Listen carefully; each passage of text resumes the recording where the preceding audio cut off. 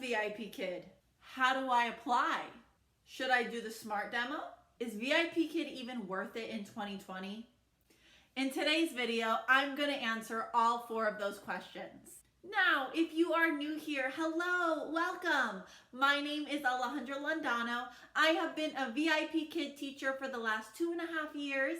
I was previously a brick and mortar teacher, and I am also currently an outschool teacher. So on this channel, you find lots of videos very specifically for teaching and working online from home. As I mentioned in today's video, I'm going to talk about what is VIPKID, how to apply, what the SMART demo is, and is VIPKID even worth it right now? Let's get started. So, question 1, what is VIPKID? I actually have another video on my YouTube channel that goes into a little bit more detail as to what VIPKID is, but basically, VIPKID is an ESL online platform where teachers that speak English teach and work with students one-on-one who live in China. The classes are already made for you. They're roughly 25 to 28 minute sessions, and your schedule is very, very flexible. Number 2, how do I apply to VIPKID? You can either go through the VIPKID website, or you can actually click my link down below. Now, if you do click my link down below, you will actually become one of my referrals. As a referring teacher, I will help you throughout the entire process. I will give you tips and tricks when going through the demo lesson and the mock class. I will help set up your teacher profile, your intro video, and all that fun stuff to get started. And then I will just be here as a resource as you start and you continue your VIPKID journey. So again, of course, there is no pressure at all, but if you are thinking of applying, I would definitely suggest you either use me or a different person as a referring teacher, because that does make the process a little less daunting and kind of exciting to begin. My third question was, should I do the SMART demo lesson? I say yes, yes, yes, yes, yes. That is honestly the best option when applying for VIPKID. Keep in mind that if you are going to pick that option, you do have to use a phone. You will look through all of the materials. So it gives you an introduction. It gives you basically what they're expecting through this demo lesson, and then it gives you the materials. So I definitely recommend you review all those materials on your own time. You can also check out some of my other YouTube videos. I go into more details of different teaching methods that VIPKID really likes. For example, using TPR, modeling, repetition. Those are different teaching strategies and techniques that are very important with this online platform. Now, what I really want to focus on in this video is sharing how I would teach each slide in the SMART demo lesson. Now, when you are ready to record, you will need to set up a small classroom. It does not have to be as detailed as me. I suggest you have your name somewhere and maybe 1 or 2 educational things behind you. You can see here I have a map, I have a whiteboard, I have a border. Just pick 1 or 2 things. You could have a book, you could have a poster from the Dollar Tree, but set up something very simple. And then after you have a good area to record, you're going to start. So when you begin, you're going to have to answer 5 questions. That should take about 5 minutes or so. And then when you're done, you're going to have the option to record your class or your demo, your SMART demo. Now, for this SMART demo, you are only required to record 1 slide. So the video is about 2 minutes, and they are giving you 1 VIPKID slide. I'm going to go into detail of how I would teach the different slides. Remember, you're only going to have 1, but I have seen 6 different slides as I'm looking through the application. So I'm going to show you all 6 how I would teach them. Okay, so the first example I have is with the slide teaching the verb run. On this slide, the objective is really for the student to be introduced to the verb to run. So this is how I would teach the slide. Run. Run. Good. Run. Very good.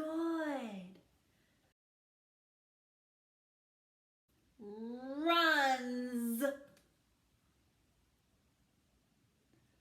Runs. Good. He runs. Very good. She runs. Good. It runs. Excellent. Run.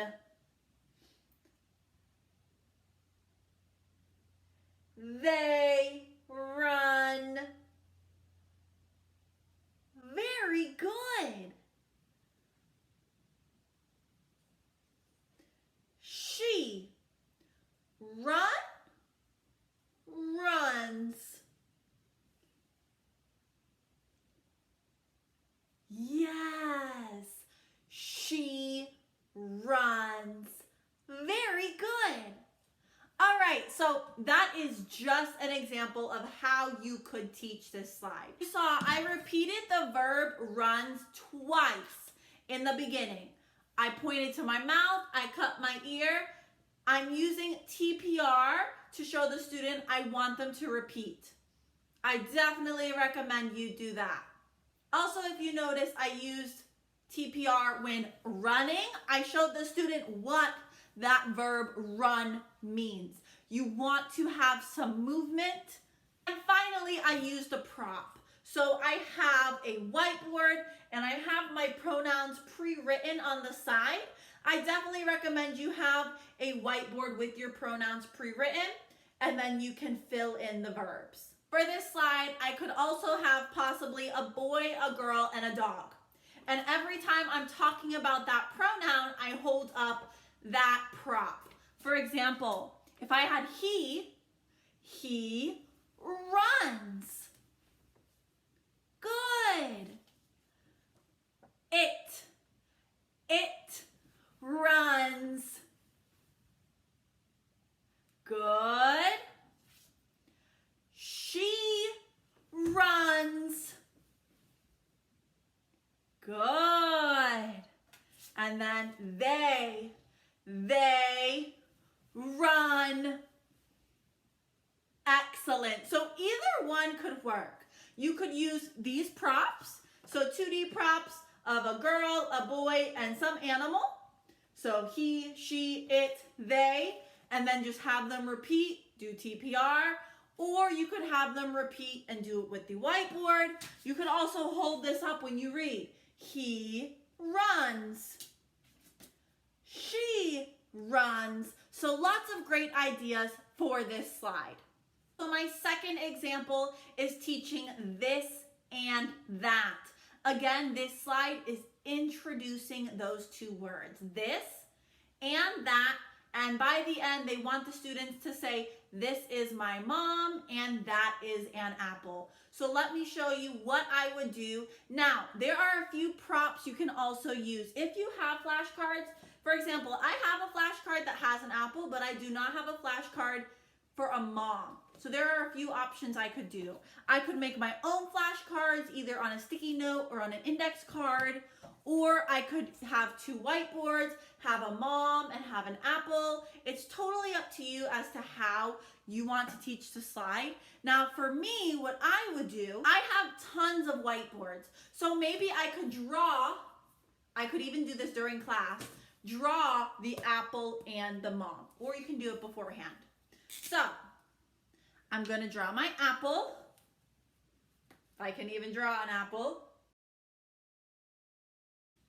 Now remember, you could do this on a whiteboard, you could do this on a sticky note, a piece of paper, an index card, but I definitely recommend having some sort of prop for this slide. Okay, and let's start.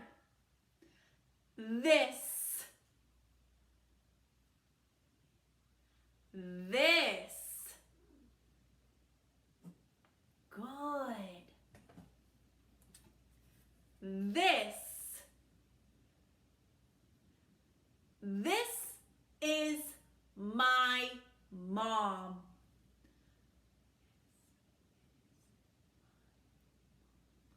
Good. That. That. Good. That. That is an apple. That is an apple.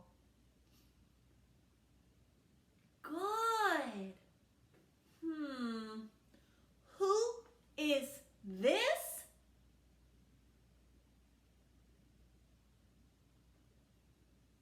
Very good. What is that?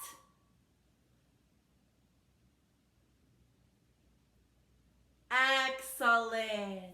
All right, and that is not the best example because my desk is a mess right now, but you can see that I held the mom close to me and I held the apple far away. So I was modeling this and that, this and that. Also in the beginning, I again pointed to my mouth, this, and cut my ear because the student is learning a new vocabulary word. And when they're learning a new vocabulary word, you want them to repeat it 2 times. So say the word this, cup your ear. This, cup your ear. And the second time you could include the prop. For example, this is an apple. That is an apple. But for this slide, I really recommend you have some sort of prop for mom and apple so you can show that this means an item or person is close to you, while that means an item or person is far away from you. So you want the student to see that. Okay, number three, we're going to be learning fun and game. So those are our 2 new vocabulary words. So I'm going to show you how I would teach it.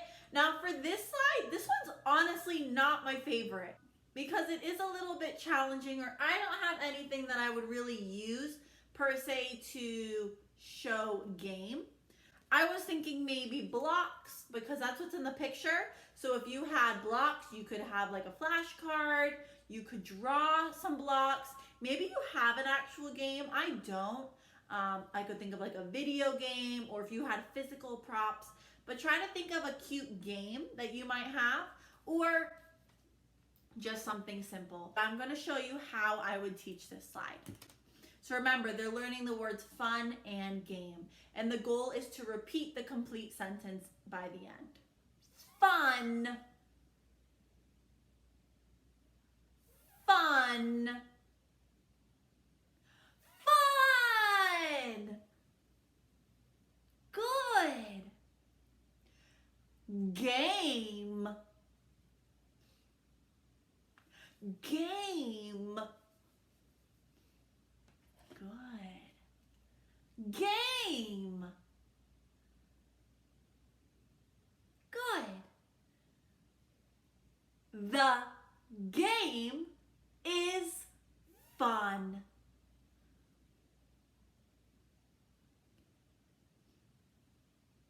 The game is fun.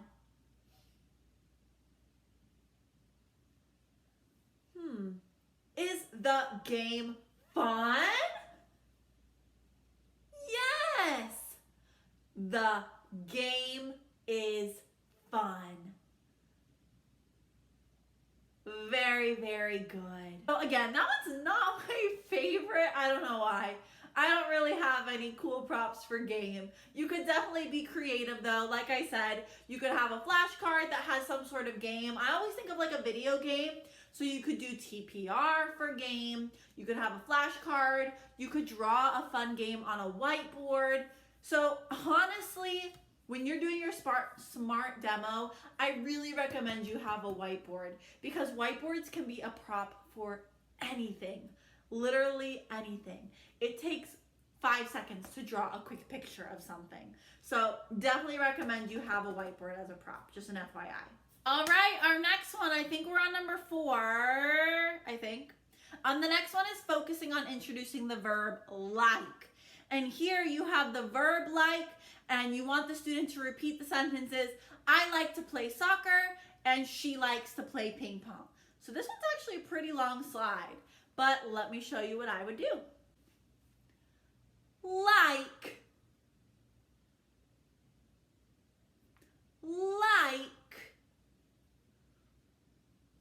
Good.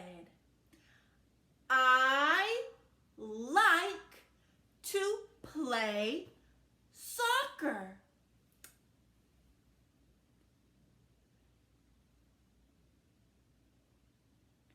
Good. And if you want, you could also do the whiteboard. So I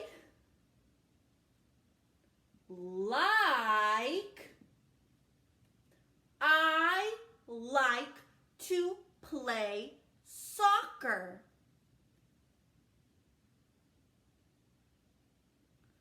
Very good. And then you'll go to the next one with the girl. She likes to play ping pong.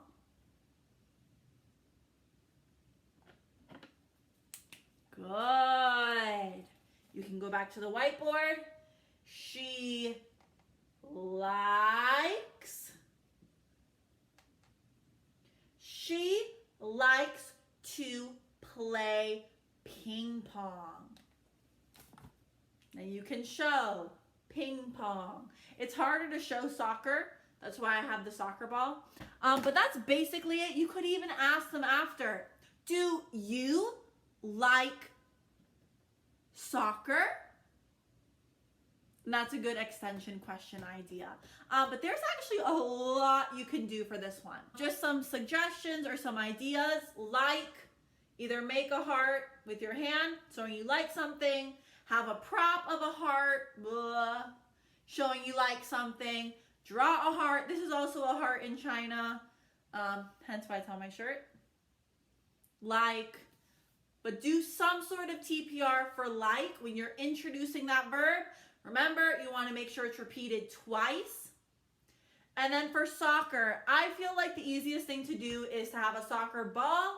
You could also, again, draw a soccer ball on a whiteboard or draw it on a sticky note, print one out online, but definitely have a prop for soccer. And then ping pong, I could have a prop. I am being lazy and not getting one because I don't have one. And I honestly usually use TPR when I actually teach a lesson like this. So ping pong, soccer, or soccer. I can't show kick. Ugh. This is good to have as well. Also, when you read, you could point to I like blah, blah, blah. She likes blah, blah, blah. So again, so many ways you could teach this slide. You could go back to having them. You can have your whiteboard, use lots of TPR, include whatever you're most comfortable with. Okay, we're doing good. We're on to number 5. And this one, the focus is soccer. So let's start.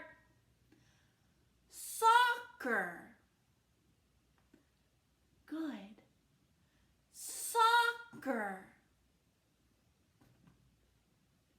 Soccer.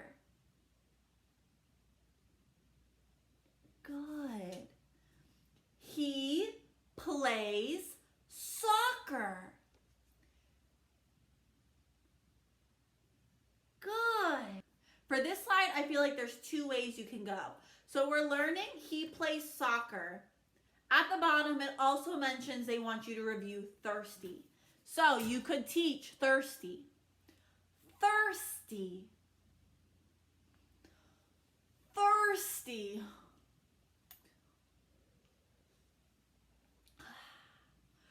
Thirsty. Good. thirsty.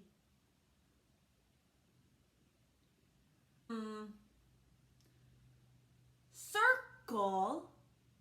He plays. We're on to slide number 6.